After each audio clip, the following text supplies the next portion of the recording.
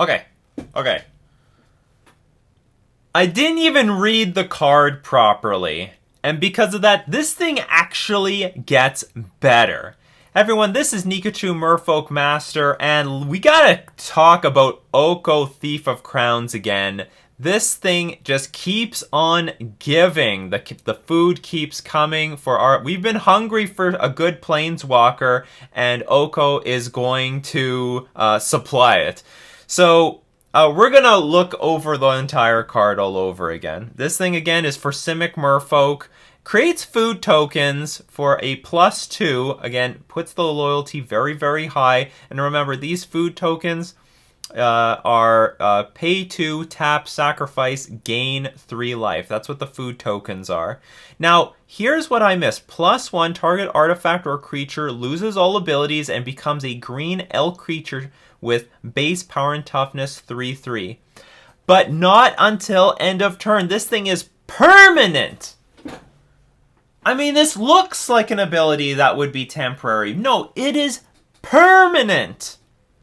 That means these food tokens are permanently 3/3 elks. That means the Ensnaring Bridge is permanently a 3/3 elk. That means if you target Plague Engineer, which we see out of Humans, Jund, Rock, Grixis Control, Grixis Death Shadow, anything that plays black, it's permanently a 3/3 elk. So almost all of the most oppressive cards against Merfolk turn into elks.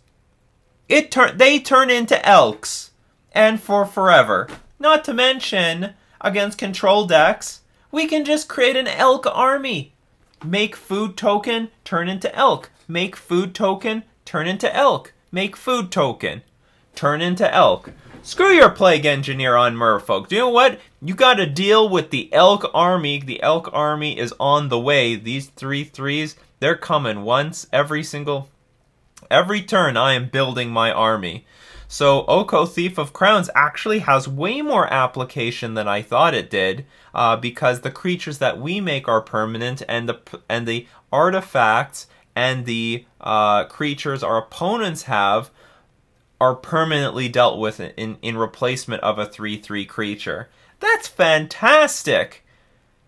That is way better than I thought it was going to be. I thought it was just going to be temporary. We can permanently turn our Ether Vial into a 3... Because the thing is, if it's permanently a 3/3 creature, we can continuously, every single turn, create more elks, create more food tokens to turn into elks, or continuously downgrading our opponent's creatures into 3/3 elks.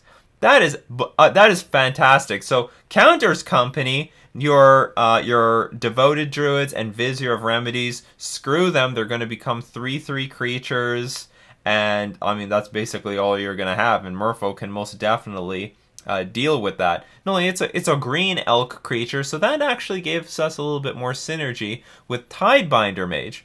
So what else can we say about this card? Okay, let's just do the roll call. -5, you can exchange control of target artifact or creature you control. Don't forget, you can give them our artifacts, our food tokens, in exchange for their creatures. It could even be the elk that we gave them. It can even be the elk. So, like, against mono red, if you turn the Eidolon of the Great Revel into an elk, it's permanently like that. So you're going to get that advantage for the rest of the game. Not to mention, you can upgrade our creature, your own creature, into a 3/3 get out of range of Searing Blood. You won't get out of range of all the other 3 damage spells, but you'll at least get out of range of one thing, especially if they've depleted your board. There's a lot of situations where they're shooting down all the lords, and everything's sort of measly and small, so you can immediately play lord, turn it into an elk, and then you immediately have a 3/3 creature that can profitably attack into or block Goblin Guide and Eidolon of the Great Revel. You remember that. You're larger than those creatures. And it's actually going to make it a lot harder for Swift Spear to attack into the damn thing, because they need to play at least 2 spells on that turn in order to make it to make Swift Spear a 3/4 creature. Not to mention, I would not mind, I don't think, would I mind if I turn Swiftspear into a 3/3 creature? It's just that a definite 3/3 creature is a lot easier to block and manage than a 3/4 creature. That's a bit ridiculous. But I think turning our own creatures to block the thing is good. So against Eldrazi Tron, we can turn they have a variety of artifacts. Like Expedition Map and Mind Stone, but I'm not particularly interested in those things. Remember, Ensnaring Bridge, they play with Karn the Great Creator, and they can find Ensnaring Bridge, and we can turn that damn thing into an elk. An elk with no abilities. That means we can attack past that damn thing and go for victory. That is the most beautiful. That's the most beautiful thing about Oko that we don't get out of any other card. You always wonder, like, how can they help us? What card would we want that could, turn the tables around? And for the most part, like the Merfolk community always thinks about bouncing things and stuff like that because that's what we do with Venser or Echoing Truth. Oko, I have to really give it to Wizards of the Coast that they think outside the box in terms of designing cards. Yeah, let's turn the artifacts into creatures to make them lose all abilities. That's totally fine with me. So Ensnaring Bridge turns into a 3/3 elk, and we can just run past it, no problem. Not to mention, we can downgrade the Eldrazi creatures. We can make, for example, we could turn... I think downgrading almost all of them is good. Downgrading Reality Smasher is good, so we can attack... it's a lot easier to attack into a 3/3 creature than a 5/5 creature. We can, in some sense, downgrade the Matter Reshaper into a 3/3 creature, so that when we attack into it, it's not going to... Like, if we attack into a 3/2 Matter Reshaper... and it dies, it's going to get value for the Eldrazi Tron opponent. But if it's a 3/3 creature with no abilities, when it dies, okay, who cares, right? So they won't get any value out of it. If you downgrade the Thought-Knot Seer, we're not going to draw a card off of it, but on the other hand, that might still be a good thing, so that we can attack profitably through a 3/3 creature instead of a 4/4 creature. So I think it has a lot of application in that matchup, not to mention... we can exchange food tokens for Matter Reshapers sometimes. That's definitely on the table. So against Jund, we have the option to maybe exchange a food token for a Tarmogoyf, but what I really want to do is we can just turn the Tarmogoyf into a 3/3. We don't have to worry about 4, 5, 5, 6 Tarmogoyfs. 3/3 creature. Oh, Scavenging Ooze, you can be a 3/3 creature. No problem. I love it. If stuff like Kalidas ever comes back, you can be a 3/3 creature too. So all the problematic cards that can come out of Jund turn into 3/3 creatures. Not to mention, they also play with Plague Engineer. They do. They play with Plague Engineer, so the Plague Engineer turns into a 3/3 creature. And we don't have to worry about that anymore. Not to mention, against Jund, it's an attrition-based deck. We're just gonna churn out the Elks! We're gonna make the Elk army! For all your removal, we're going to keep churning out the Elks, turning our food tokens into creatures. So you got to deal with our Oko, which they have the tools for. I mean, they've got Assassin's Trophy, they have Maelstrom Pulse. So that's okay. We still can get some value out of Oko, either turning their creatures into...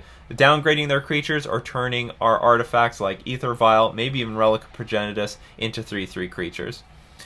Against humans, I don't know how good this card is going to be against them. They can take it with Kitesail Freebooter. It will get clunky if they have Athalia out, although that's something they generally side out. And don't forget that you can't turn like a 9/9 Champion of the Parish into a 3/3 creature. It's still going to keep the counters. In fact, you're actually going to make the Champion of the Parish bigger. It's going to go from a 1/1 to a 3. If it's a 1/1 with 8 counters on it, you're going to turn it into a 3/3 with 8 counters on it. So remember that. But what you can do is make Mantis Rider, instead of a 3/3 flyer, just a 3/3 ground creature. You can make those things ground creatures. You can target Meddling Mage if it has Spreading Seas on it, so you can play your Spreading Seas. So those are the applications that you have, not to mention the Elk army. If sometimes the game gets clogged up. It does. I mean, both sides just have a bunch of creatures, so you just slowly make your elk army, and you know what? Gaining some life from the tokens, not too bad either. Not to mention, you can also exchange some of your creatures for their creatures. We can steal their Mantis Rider. Here, have a food token. Give me your Mantis Rider. Death Shadow. Your Death Shadow is now a 3/3 elk creature. I mean, if they don't have Death Shadow, their deck sucks. Same thing with Gurmag Angler. You have a 5/5. Well, now it's a 3/3.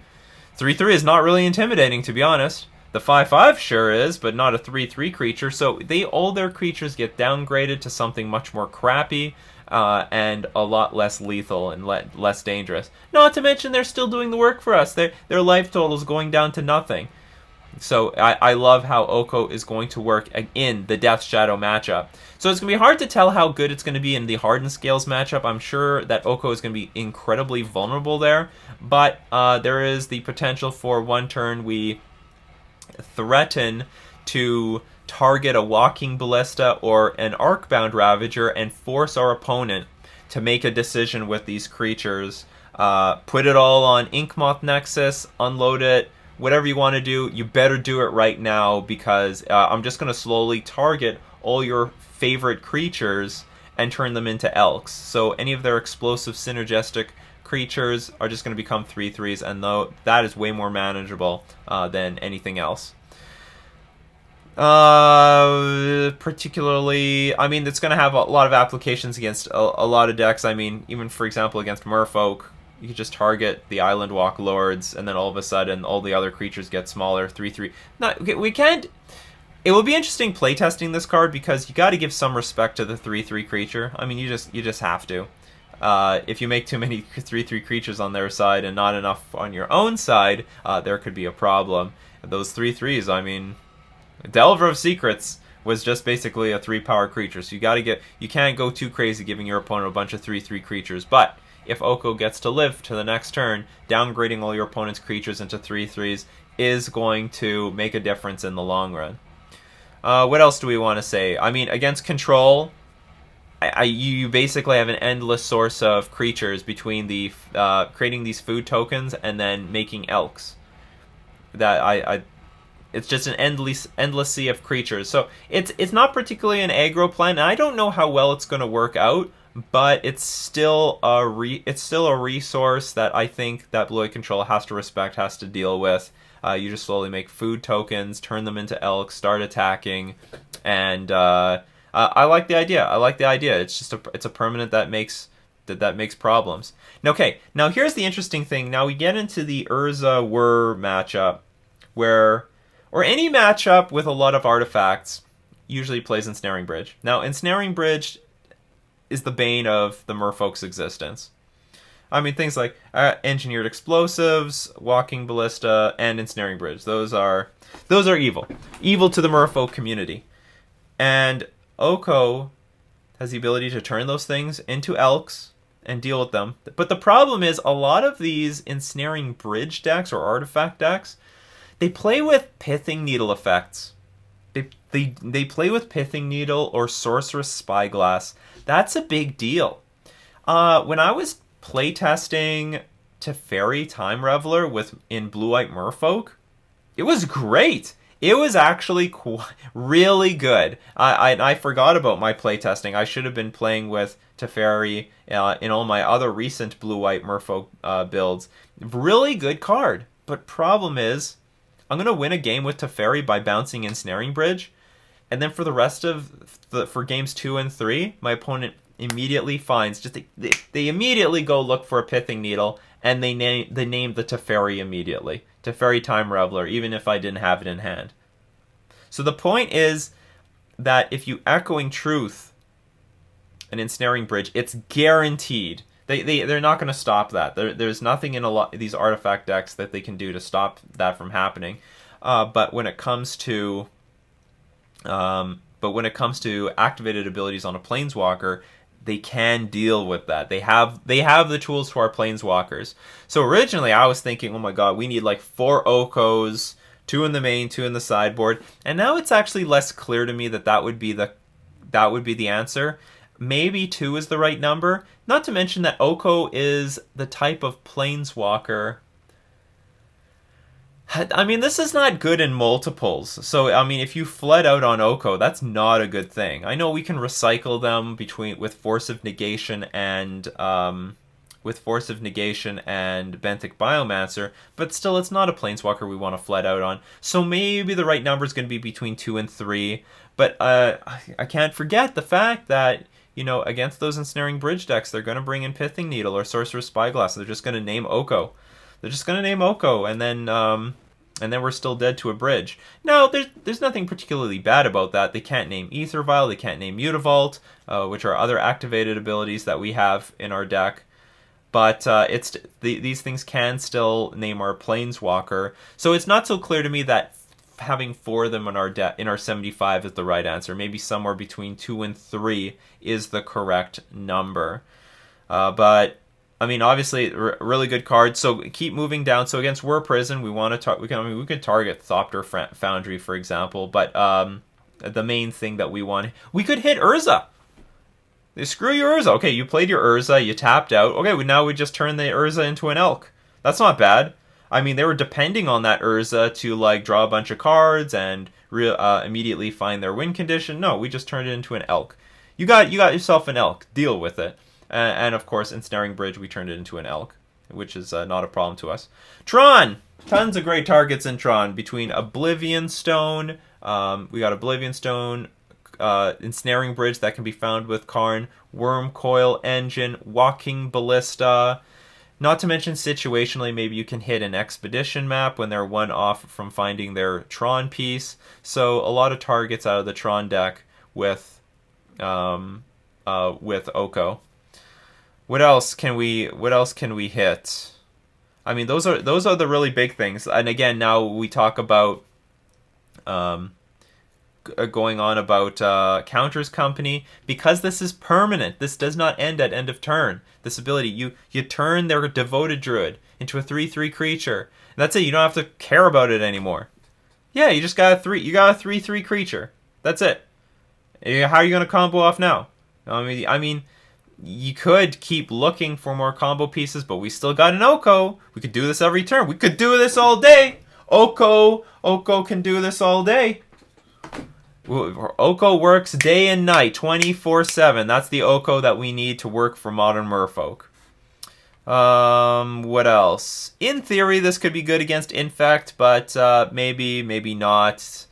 It will be an infinite supply of ways of targeting it, but somehow I see the 3/3 creature killing us, you know, with pump spells. This is how I see it in my mind. Maybe what else?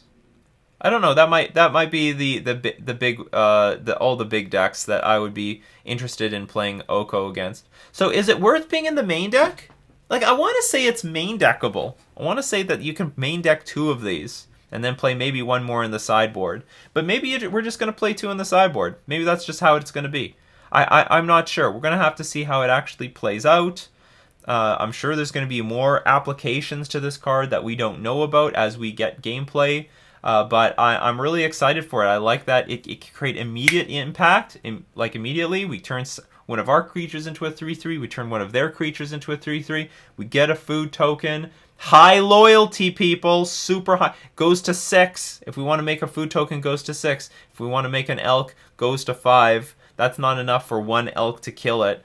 So at the very least, it will have some permanent effect on the battlefield. And even if our opponent goes all out to kill it, that's okay. That's a turn that they didn't spend attacking us, and then we can go on about our game plan with them having a downgraded creature, or maybe we upgraded a creature. I don't know what the board state looks like. So I'm very excited for this card. I think it looks like a very good fit for Merfolk. It does help us against our problematic matchups and problematic cards. So between the Devoted Druid and Vizier of Remedies, from Counters Company, from Plague Engineer, to Ensnaring Bridge. It's a versatile answer to Merfolk's problems, and I welcome Oko to the modern Merfolk archetype. So anyway, this has been Nikachu with a more corrected analysis of Oko, Thief of Crowns.